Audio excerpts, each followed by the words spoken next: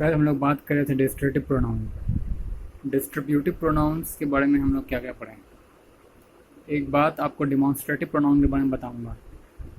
Demonstrative pronounce, demonstration का मतलब होता है वर्णन करना और डिटरमाइनर का मतलब होता है निर्धारण करना।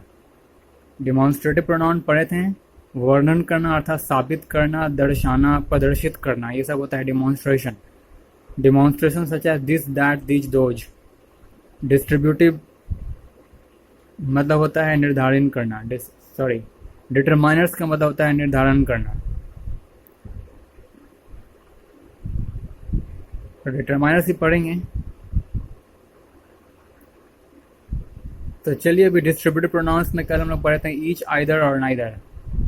ईच, आइदर, नाइदर ये हमेशा सिंगुलर वर्ब लेता है। क्यों? क्योंकि ये एक समय में लोगों के समूह अथवा बहुत सारे चीज़ों का, बहुत सारे वस्तुओं का एक समूह को रिप्रेजेंट एक समय में कर देता है।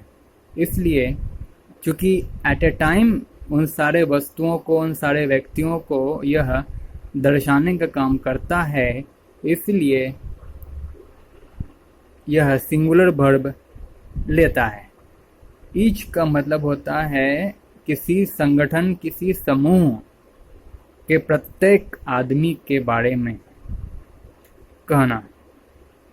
प्रत्येक लोगों को वो कह दिया एक समय में। ईच वो अंग्रेजी शब्द है, वो डिस्ट्रीब्यूटिव प्रोनाउन, वो डिस्ट्रीब्यूटिव सर्वनाम है ईच, जो कि एक समय में सभी व्यक्तियों और वस्तुओं के बारे में इसने कह डाला।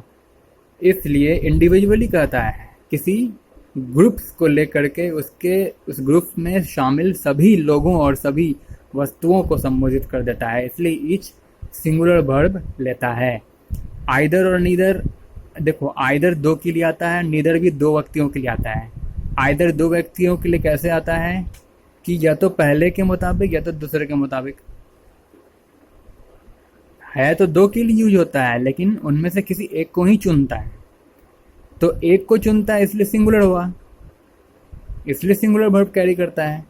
और नीदर जो है, नीदर भी दो के लिए ही प्रयोग में आता है, लेकिन ना तो पहले के लिए और ना ही दूसरे के लिए। उनमें से दोनों में से ना तो पहले वाले को लिया ना दूसरे वाले को लिया। तो नीदर वो होता है। नीदर हमेशा दो के बीच में ही दो के बीच में ही इसका अर्थ निकलता है। दो किसी ऑब्जेक्ट के बीच इसका अर्थ निकाला जा सकता है। जैसे neither of the pen is blue, मान लो दो पेन रखे हुए हैं, इनमें से कोई भी ब्लू नहीं है। तो जो ब्लू अगर कोई होगा तो कोई एक होगा, अर्थात किसी एक के बारे में, इसलिए सिंगुलर वर्ब कैरी करता है। क्योंकि दो के बारे में बात करता है नीदर, जिसमें से ना ही पहले के सपोर्ट में ना ही दूसरे के सपोर्ट में। ठीक है, आइदर भी दो के बारे में बात करता है, ना या तो पहले के सपोर्ट में होगा या फिर दूसरे के सपोर्ट में होगा, इसलिए ये सब सिंगुलर वर्ब लेता है। आज पढ़ेंगे रिलेटिव प्रोनाउंस। आई like Rohan, Rohan helps everybody. आपका इसका आप अगर एग्जाम्पल्स हम लोग सॉल्व करेंगे तो बहुत अच्छे समझ में आएगा।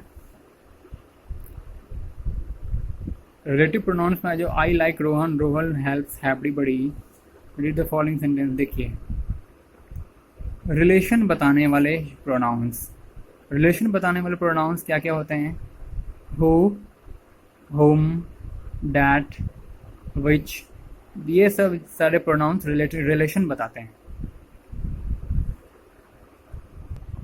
जैसे कि I like Rohan, Rohan helps everybody, यहाँ पे दो सेंटेंस हैं। इन दो सेंटेंस को आप पहले जोड़ोगे रिलेशन बताने वाले प्रोनाउन से। जैसे कि मैं रोहन को चाहता हूँ, जो कि सबकी मदद करता है। तो जो हुआ, जो कि इन दोनों को कनेक्टर्स हुआ, जो कि जोड़ने का काम किया, वही रिलेटिव प्रोनाउंस हुआ। I like Rohan who helps everybody, देखो I like Rohan who helps everybody. She has found the book she had lost the book. She has found the book that she had lost, which she had lost. She has found the book which she had lost. उसने वह book पाया जिसे उसने गवा दिया। She had found the book which she had lost. Here is the camera that you are looking for. Here is the camera that you are looking for. तो that क्या करता है, दो सेंटेंस को संगठित करने का, कनेक्ट करने का काम करता है, रिलेट करने का काम करता है। दो अलग अलग क्लॉज को, सेंटेंस के दो अलग अलग क्लॉज को आपस में रिलेट करने के लिए जो प्रोनाउंस का इस्तेमाल होता है उसे रिलेटिव प्रोनाउन कहते हैं। जैसे कि who, which and that are relative pronouns because each of them refers और relates to some noun going before it which is called antecedent. क्योंकि नाउन्स के पहले वो इस्तेमाल हो करके वो रिलेट करता है। तो अगर मैं आपसे पूछूंगा कि I like Rohan who helps everybody, इसमें एंटीसीडेंट नाउन क्या है? What are the antecedent, what is the antecedent here is I like Rohan who helps everybody. तो एंटीसीडेंट उसे कहते हैं, उस नाउन को कहते हैं जो कि किसी रिलेटिव प्रोनाउंस के पहले प्रयुक्त होता है। तो यहाँ रोहन का एंटीसीडेंट है, क्योंकि रिलेटिव प्रोनाउंस का काम ही होता है किसी उस नाउन को रिलेट करना। ठीक है, ऑफ कोर्स जब वो उस नाउन को रिलेट कर रहा है तो वो नाउन रिलेटिव प्रोनाउन के पहले मौजूद होता है, जो कि एंटीसीडेंट कहलाता है। ठीक है, देखिए तो विच इज को, हाँ तो मैं अगर रिलेटिव प्रोनाउन हु का एंटीसीडेंट क्या होगा ये सवाल है। यहाँ पर रिलेटिव हु का एंटीसीडेंट रोहन है, यहाँ विच का एंटीसीडेंट बुक है, यहाँ डैट का एंटीसीडेंट कैमरा है। क्योंकि डैट, हु, विच किस नाउन को रिलेट करता है, जिस नाउन को वो रिलेट करता है वह उसके पहले ही प्रयुक्त होता है। जैसे कि हु जिस नाउन को रिलेट कर रहा है वो रोहन है, यहाँ विच जिस नाउन को रिलेट कर रहा है वो बुक है, यहाँ डैट जिस नाउन को रिलेट कर रहा है वो कैमरा है। तो डैट का एंटीसीडेंट क्या होगा? कैमरा होगा। ठीक है, ये हो गया। अब आइए यूज ऑफ रिलेटिव प्रोनाउंस में क्या है। देखिए सबसे पहले हु का यूज जानेंगे। हु पर्सन्स के लिए केवल और केवल, यूज फॉर पर्सन्स ओनली, केवल व्यक्तियों के लिए इस्तेमाल में आता है हु, चाहे वो सिंगुलर हो चाहे प्लुरल हो। जैसे कि देखो the man who is honest is respected, यहाँ मैन सिंगुलर है उसके लिए हु इस्तेमाल हुआ। They never succeed who tell a lie, यहाँ दे प्लुरल है उसके लिए हु का इस्तेमाल हुआ। तो हु केवल पर्सन्स के लिए ही इस्तेमाल होता है, चाहे वो सिंगुलर में हो चाहे प्लुरल हो। Whose, whose is generally used to speak about persons, things और एनिमल्स। जिसके बारे में आप बात कर रहे हैं, जिन व्यक्तियों के बारे में आप चर्चा कर रहे हैं उसके लिए हुज इस्तेमाल करते हैं। जिन व्यक्ति, जिन वस्तु, जिस जानवर के बारे में आप बात कर रहे होते हैं उसके लिए हुज प्रयोग होता है। जैसे कि देखिए मैं एक लड़के के बारे में बात कर रहा हूँ, this is the boy whose father is a teacher, यही वो लड़का है जिसके पिताजी शिक्षक हैं। It is the house whose door is painted brown, यही वो दरवाज़ा है जिसका दरवाज़ा ब्राउन कलर से पेंटेड है। तो आप देख रहे हैं कोई वस्तु, कोई नॉन लिविंग थिंग्स के लिए इस्तेमाल होता है और पर्सन्स के लिए भी इस्तेमाल होता है और जानवरों के लिए भी इस्तेमाल होता है हुज, जिसके बारे में आप बात कर रहे हो।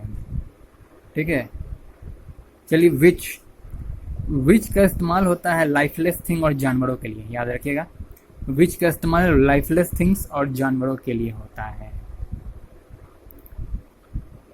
सिंगुलर चाहो और plural noun, it may also refer to singular plural noun के लिए भी रेफर हो जाता है। जैसे कि the cow which we recently bought is very gently, जैसे कि लाइफलेस थिंग क्या क्या होते हैं?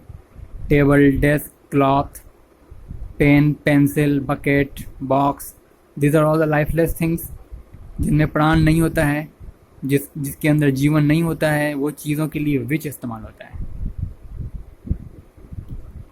ठीक है,